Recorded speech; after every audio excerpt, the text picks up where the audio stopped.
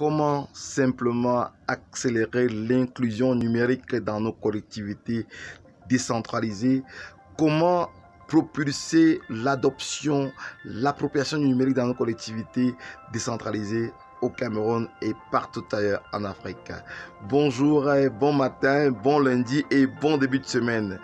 Bienvenue dans cette autre chronique Cybervillage dont le but est simplement de pouvoir informer, transformer les mentalités sur les opportunités du numérique et voir dans quelle mesure il nous est possible d'adopter le numérique pour notre développement local. Alors dans cette autre chronique, nous allons essayer de voir dans quelle mesure, réfléchir ensemble comment est-ce que les collectivités pourraient être des pôles de développement du numérique, comment est-ce que les collectivités décentralisées pourraient être des pôles d'impulsion de l'inclusion numérique dans nos collectivités. Alors si vous n'êtes pas encore abonné à notre chaîne, abonnez-vous, mettez-nous un bon pouce et si le contenu de ces chroniques vous plaise, merci de le partager pour un impact global.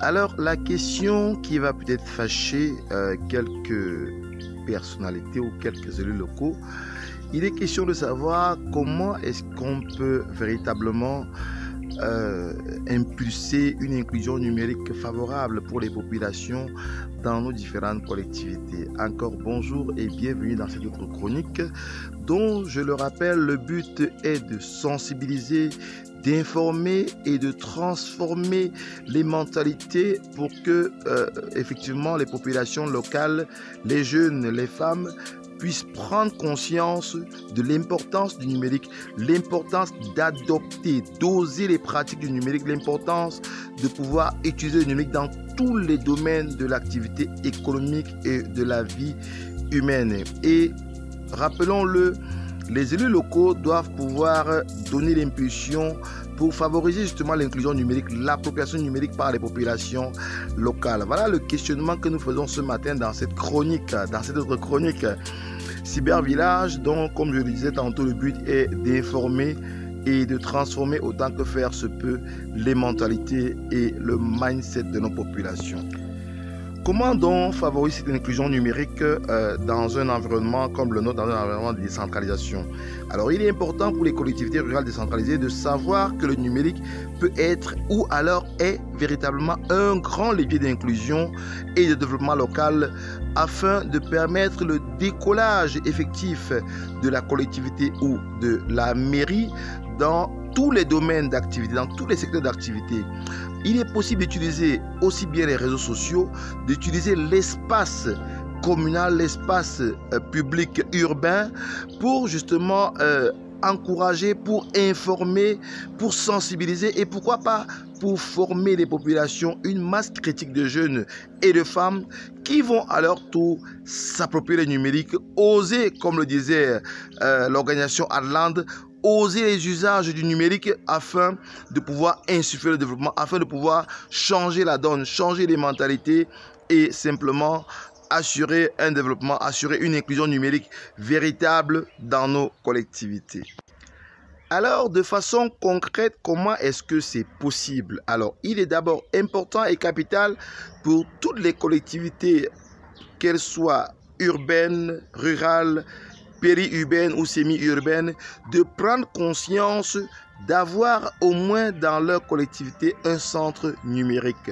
Ça peut être un centre multimédia, appelons ça comme on veut, mais il faut qu'il y ait un espace d'échange numérique, un espace de coworking, j'ai envie de dire, où les populations jeunes peuvent venir s'abreuver au numérique, peuvent venir s'initier au numérique. Et ça, pour le faire, ça ne coûte pas des milliards. Donc la première des choses est de pouvoir accepter de s'approprier le numérique, donc accepter d'installer dans la localité de la collectivité un centre multimédia, un centre numérique, un espace de coworking qui permettrait aux populations jeunes de venir les mercredis soirs, les samedis et aux travailleurs de venir en soirée, soit s'informer, soit se former selon qu'on a une connexion internet ou pas et dépendamment de nos différentes localités.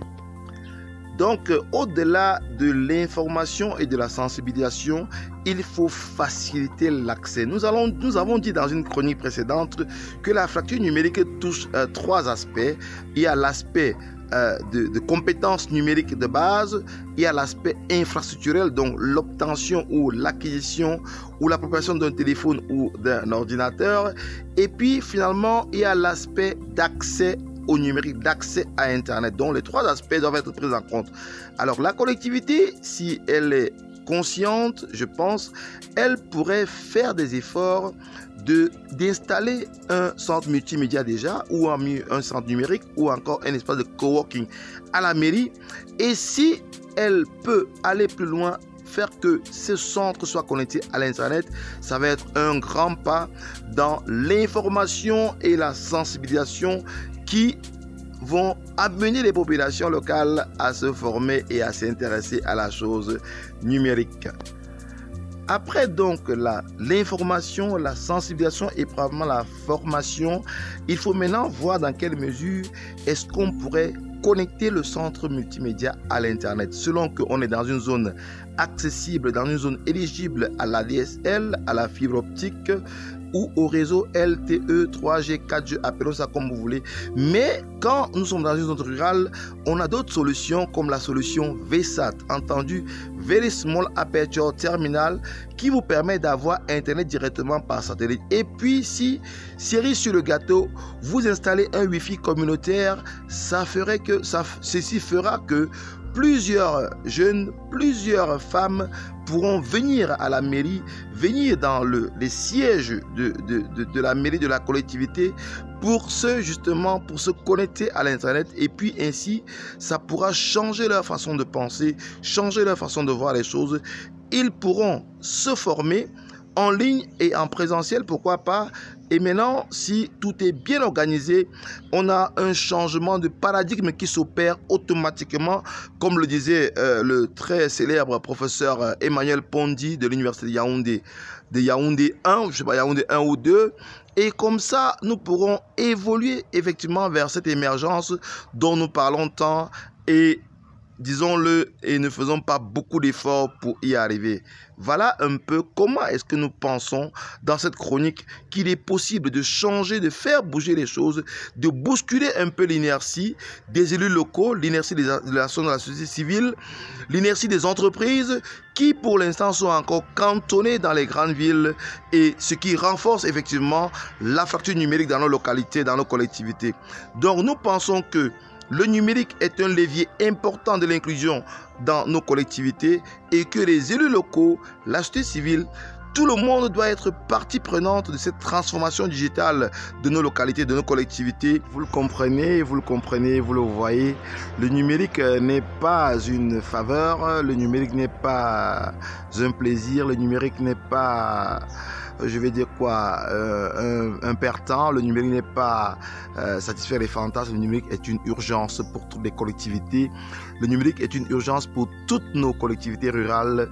Le numérique est une urgence pour notre pays et il faut s'y mettre. Et ceux enclins à pouvoir s'y mettre, c'est d'abord les entreprises, avant les entreprises, les élus locaux qui doivent être conscients du problème et prendre le problème à bras le corps. Les élus locaux, la société civile, les entreprises qui ne doivent pas seulement prospérer dans les grandes villes, mais qui doivent penser aussi aux collectivités rurales décentralisées. Comment se fait-il que à Douala, nous avons la fibre optique et qu'à côté, à Bekoko, nous n'avons même pas la possibilité d'acheter Internet, même si on veut l'acheter à 200 000 francs le mois. On n'a pas la possibilité de le faire par fibre optique. Comment expliquer qu'en Bankomo, non loin de notre belle capitale nationale, nous n'avons pas d'accès à la fibre optique? Et que dire encore de nos zones rurales? Comment expliquer que nos localités, Bangou, Bangoulap,